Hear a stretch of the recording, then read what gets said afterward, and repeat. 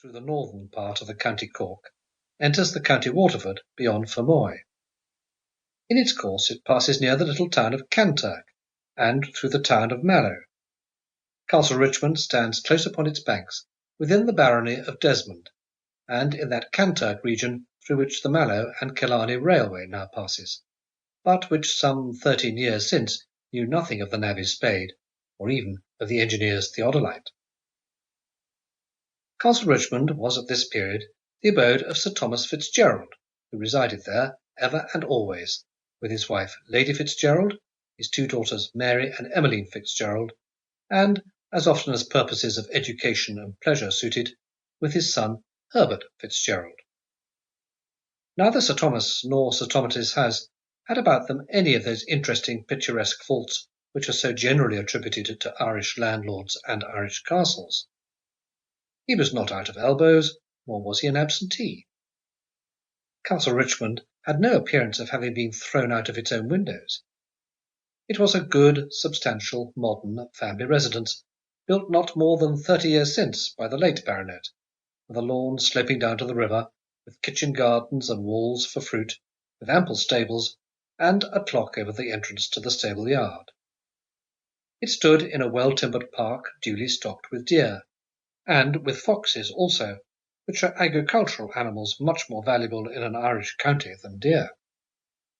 So that as regards its appearance, Castle Richmond might have been in Hampshire or Essex, and as regards his property, Sir Thomas Fitzgerald might have been a Leicestershire baronet. Here at Castle Richmond lived Sir Thomas with his wife and daughters, and here, taking the period of our story as being exactly 13 years since, his son Herbert was staying also in those hard winter months, his Oxford degree having been taken, and his English pursuits admitting of a temporary sojourn in Ireland. But Sir Thomas Fitzgerald was not the great man of that part of the country, at least not the greatest man, nor was Lady Fitzgerald by any means the greatest lady. As this greatest lady, and the greatest man also, will, within their belongings, be among the most prominent of our dramatis personae, it may be well that I should not even say a word of them. All the world must have heard of Desmond Court. It is the largest inhabited residence known in that part of the world, where rumours are afloat of how it covers 10 acres of ground, how in hewing the stones for it a whole mountain was cut away, how it should have cost hundreds of thousands of pounds, only that the money was never paid by the rapacious, wicked, bloodthirsty old earl who caused it to be erected, and how the cement was thickened with human blood. So goes rumour with the more romantic of the Celtic tale-bearers. It is a huge place, huge, ungainly, and uselessly extensive, built at a time when, at any rate in Ireland, men considered neither beauty, aptitude, nor economy. It is 3 stories high and stands round a quadrangle, in which there are 2 entrances opposite to each other. Nothing can be well uglier than that great paved court, in which there is not a spot of anything green, except where the damp has produced an unwholesome growth upon the stones. Nothing can well be more desolate. And on the outside of the building matters are not much better.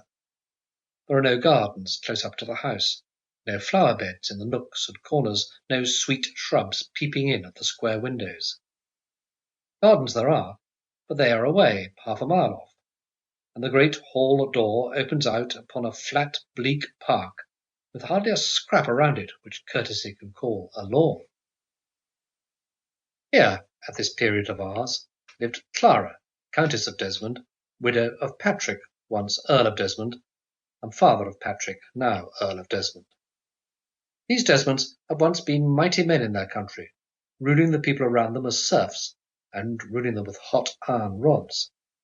But those days were now long gone, and tradition told little of them that was true.